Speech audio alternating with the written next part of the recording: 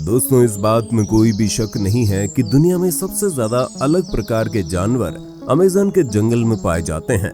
इसके अंदर जाकर ऐसा लगता है जैसे हम किसी दूसरी दुनिया में आ गए हों।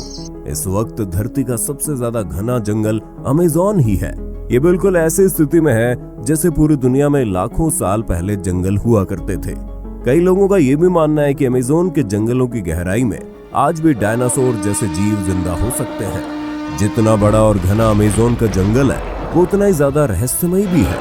आज तक लोगों को ये नहीं पता कि ये जंगल बना कैसे, क्योंकि ये दुनिया के किसी भी जंगल से बहुत ज्यादा अलग है। लेकिन माना जाता है कि इससे बाहर से आए किसी ने बनाया। आज हम आपको कुछ बताएंगे इनके बारे में, तो बने रहिए वीडियो के एंड तक। दोस्तों, अमेज़न जंगल का नाम सुन के आपके दिमाग में सबसे पहले सांप आते होंगे, क्योंकि यहाँ पर सांप की सबसे ज्यादा प्रजातियां मिलती है, जैसे कि एनाकोंडा, पाइथन, कोबरा और कई अलग अलग सांप। साथ ही यहाँ के एनाकोंडा बाकी देशों के एनाकोंडा से ज्यादा बड़े होते हैं। कुछ का मानना है कि अमेज़न के जंगल में प्राचीन वक्त के सांप भी मौजूद हैं, क्योंकि इसका क्लाइमेट और नेचर बिल्कुल वैसा है जैसे लाखों साल पहले धरती का था, और वैसे सपनों को देखे जाने की बात भी होती रहती है। इस जंगल में बुलेट एंट और साथ ही और भी कई अनोखे जानवर हैं, जो कि बस अमेज़न में ही मिलते हैं। अमेज़न में कई जानवरों पर रिसर्च की गई है, पर फिर भी आज तक अमेज़न के आधे से भी कम हिस्से को ही हम देख पाए हैं। अमेज़न का 75% हिस्सा ऐसा है जहां आज तक इंसान पहुंच नहीं पाए, क्योंकि ये बहुत ही ज्यादा घना है और इतने अंदर तक टेक्नोलॉजिकल सामानों को लेकर जाना नामुमकिन है। साथ ही जैसे कि हमने कहा, इसका क्लाइमेट लाखों साल पहले की पृथ्वी जैसा है, तो वैज्ञानिक इसके साथ छेड़छाड़ करके इसे बर्बाद नहीं करना चाहते। अमेज़न में कई आदिवासियों की ट्राइब भी रहती है, और अमेज़न के घने जंगलों में और भी कई ऐसी जनजातियां होती होंगी जिनके बारे में हमें कुछ भी नहीं पता। और अगर टेक्नोलॉजिकल डेवलपमेंट की वजह से अमेज़न जंगल नष्ट हो गया तो दुनिया से कई सारे जीव विलुप्त हो जाएंगे। दोस्तों, आए दिन अमेज़न के बारे में नई और अनोखी बातें पता चलती रहती हैं। यहाँ अक्सर कई एक्सपेरिमेंट्स और रिसर्च चलते रहते हैं।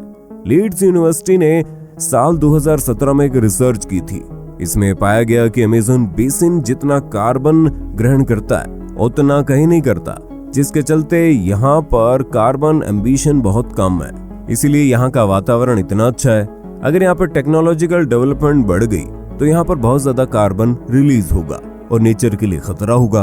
वैज्ञानिक कार्लोस नोबर अपने रिसर्च में कहते हैं कि जिस तरीके से अमेज़न के जंगलों को काटा जा रहा है, वो दुनिया के सबसे बड़े जंगल से सबसे बड़े सावन क्षेत्र में बदल सकता है। बता दे, सावन क्षेत्र में छोटे छोटे पौधों के साथ घास का जंगल होता है।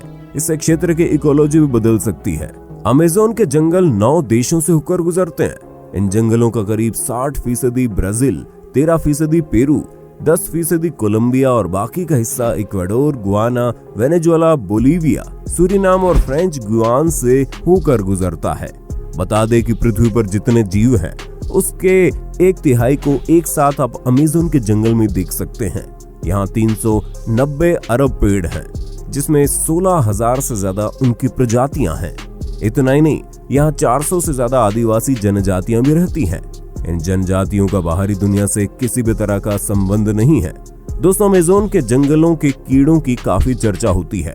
माना जाता है कि यहाँ इतने हजार तरह के कीड़े और जंतु मिलते हैं कि उनमें से कुछ ही फीसदी के बारे में अब तक वैज्ञानिकों को पता चला है।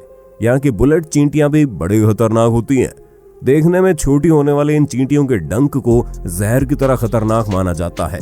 कहा जाता है इनके काटने पर गोली लगने जितना दर्द होता है। चींटियों के बाद यहाँ की मकड़ियों की चर्चा होती है। यहाँ 3000 से ज्यादा मकड़ियों की प्रजातियां पाई जाती है, जिनमें ज्यादातर जहरीली होती हैं।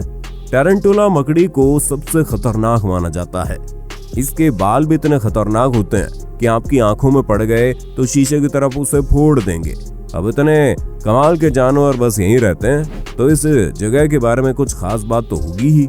देखा जाए तो कुछ नहीं, बल्कि बहुत खास बात यह है कि अमेज़न जंगल किस तरीके से बना है। ये जान के आप चौंक जाओगे, क्योंकि आप कह सकते हो कि अमेज़न जंगल जिस तरीके से बना है, उसने आधी पृथ्वी को तबाह कर दिया है।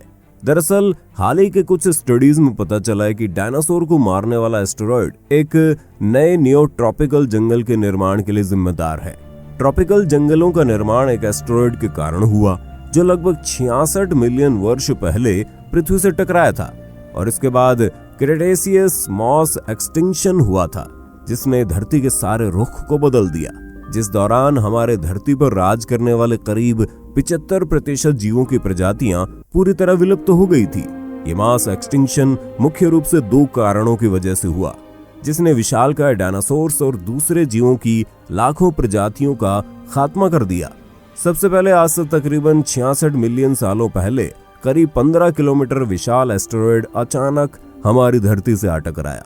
इस एस्टेरॉयड के धरती से टकराने के तुरंत बाद ही सैकड़ों किलोमीटर दूर तक आग का गोला फैल गया, जिसने अपने रास्ते में आने वाले जीवों को तुरंत ही राख में बदल दिया।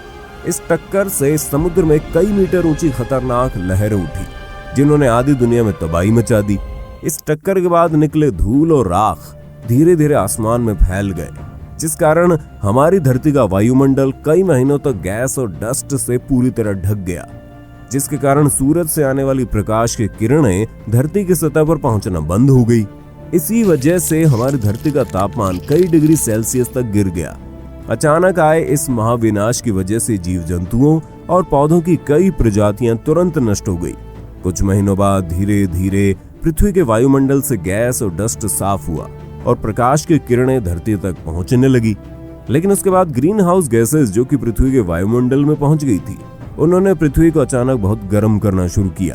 तापमान में आए इस भयानक उतार चढ़ाव ने उस समय धरती पर मौजूद करीब 75% जीवों और पौधों की प्रजातियों को नष्ट कर दिया। वहीं कुछ वैज्ञानिकों का मानना है कि इस मास एक्सटिंक्शन में रही सही कसर उस समय के डेक्कन ट्रैप्स यानी कि आज के दक्षिण भारत में हुए विशालकाय वोल्केनिक इरप्शन ने पूरी कर दी। ये वोल्केनिक इरप्शन बेहद ही खतरनाक थे, जिनसे भारी मात्रा में कार्बन डाइऑक्साइड और खतरनाक ग्रीन हाउस गैस निकली, जिन्होंने बचे हुए जीवों को खत्म कर दिया।